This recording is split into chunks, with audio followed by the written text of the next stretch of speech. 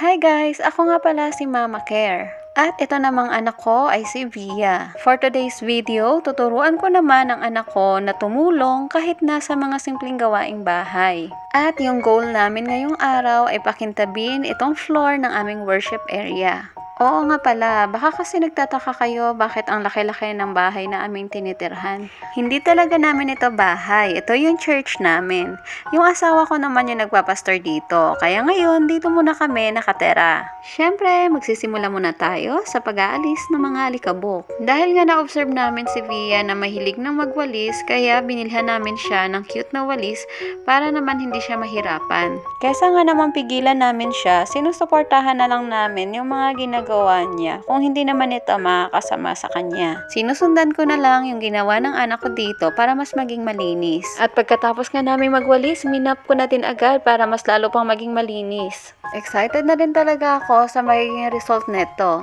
Ang tagal ko na rin kasi talagang pangarap na mapakintab ito. Kaso dahil nga ang hirap pa ng sitwasyon noon nung baby pa si Via, kaya hindi ko talaga ito magawa-gawa. Pero ngayon, dahil nga toddler na siya at mahilig na rin siya maglinis-linis, naisip ko na gawin na ito, nakasama pa siya. At hiyan nga naman talaga hindi pa talaga siya nakontento sa ginawa kong paglilinis. At kung nandyan ka pa rin na nanonood, malapit na tayo sa goal na pakintabin itong sahig. After ngang matuyo ng sahig, ay naglagay na din agad ako ng floor wax. Pero dito, inalis ko muna si Via dahil medyo malakas pala yung amoy ng floor wax. At finally, nalagyan ko na nga lahat. Ngayon, ire-rest ko muna ito ng 30 minutes. Isa talaga sa na-develop sa akin ng pagiging nanay ay maging multitasker.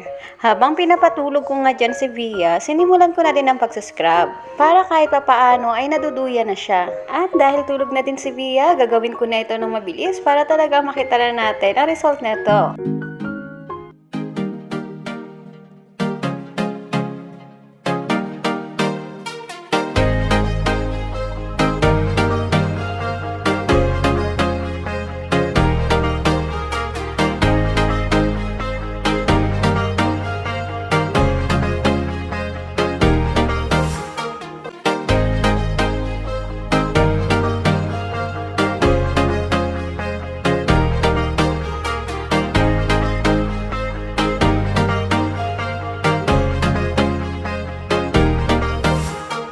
Eto nga guys, yung floor kanina nung bago kami magsimula at eto na siya ngayon.